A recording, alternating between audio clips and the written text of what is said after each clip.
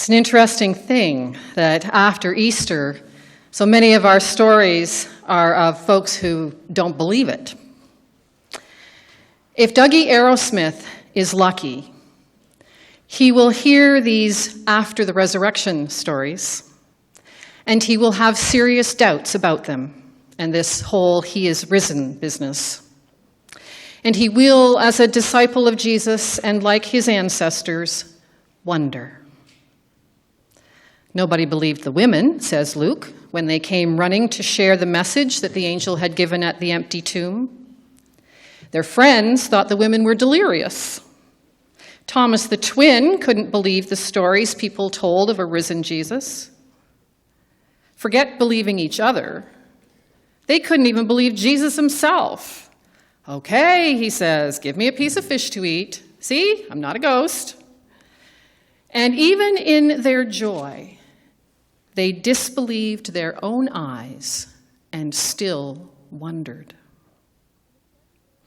And if Dougie Arrowsmith is lucky, many times in his life, he will understand because he will know what it is to be so stunned by something wonderful that he has trouble believing it. We will all have stories of our own for him. Stories that have these kind of punchlines in them. He said, yes, we're having a baby. She's going to be okay. I did it.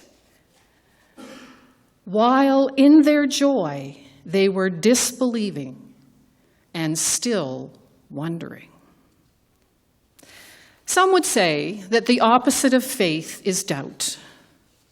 But Father Herbert Kelly, an Anglican monk, has reflected that instead the opposite of faith is certainty. Because certainty doesn't need faith. Certainty doesn't need a trust in the mystery that is beyond us and within us. Certainty isn't much of a partner to wonder. Ask a scientist. Ask the ones who wondered if they could observe neutrinos deep under Lively's ground through the medium of the world's biggest glass of water ever. Ask the people who try to understand the human brain, or the people who examine images from the Hubble telescope and decide where to direct it next.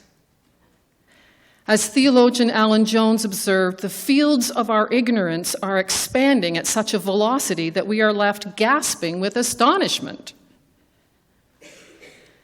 If Dougie is lucky, he will come to bank on wonder, crazy as it is, and test out the deep, impossible things. Maybe like life in a faraway galaxy, but more challenging still, forgiveness as being more satisfying than revenge, and mercy, a greater power than punishment, and love, even when it isn't warranted or fair. Love over indifference, because love belongs to a deeper magic. You see, if Dougie is lucky, someone will read to him The Lion, the Witch, and the Wardrobe by C.S. Lewis. And he will come to the part where the witch has killed the great lion Aslan, and the children are grieving. And then he will hear about the cracking of the table upon which the lion lay, and his warm-bodied return from death, and the children, in their joy, disbelieving and still wondering. And then he will hear Aslan's words, that though the witch knew the deep magic, there is a magic deeper still, which she did not know. Her knowledge goes back only to the dawn of time. But if she could have looked a little further back into the stillness and the darkness before time dawned, she would have read there a different incantation. She would have known that when a willing victim who had committed no treachery was killed in a traitor's stead, that the table would crack and death itself would start working backwards. And maybe the story will resonate with Dougie deeply, somewhere in his soul, as all myths are meant to do. The author Bruce Epperly reflects, the deeper magic embedded in the creation of the universe is mysterious, but it is part of the larger causal interdependence of the universe. In fact, it may be its animating energy. In the story, the resurrection of Aslan does not circumvent the laws of nature, but occurs as a result of deeper laws of nature. This opens the door to seeing resurrection as part of God's amazing universe, and affirming that certain moments can be so closely aligned to God's vision that unexpected and transformative energies can be released, radically changing cells and souls. Maybe. Maybe not, but maybe. And maybe Dougie will, as his days unfold, notice around him sparks of the deeper magic, like footprints, like clues to a great mystery, like a breath that is breathing him, like a beauty deeper than explanation, like a love that is indescribably life to him. And maybe he will, in joy, be disbelieving and still wondering.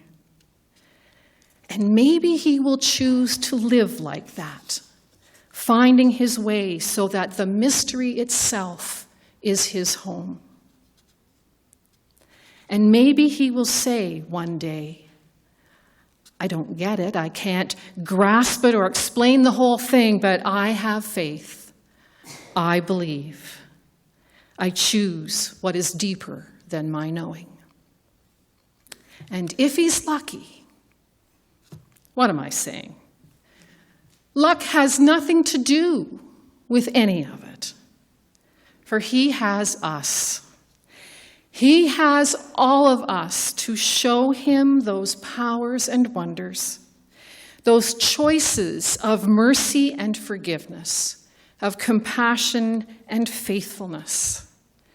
He has us to show him how it is to seek the divine, and arm wrestle with faith and certainty, and to choose the mystery.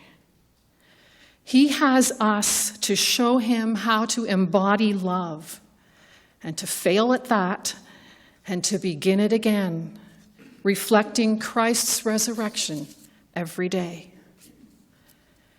So he is baptized, and we have pledged to him our companionship on this journey to God, this journey with God. May he find us who follow the way of Jesus to be not the certain, but the faithful, joyful and wondering even in our unknowing, making our way, trusting in that sacred energy pulsing since before the dawn of time, and our place in its mystery. Thanks be to God. Amen.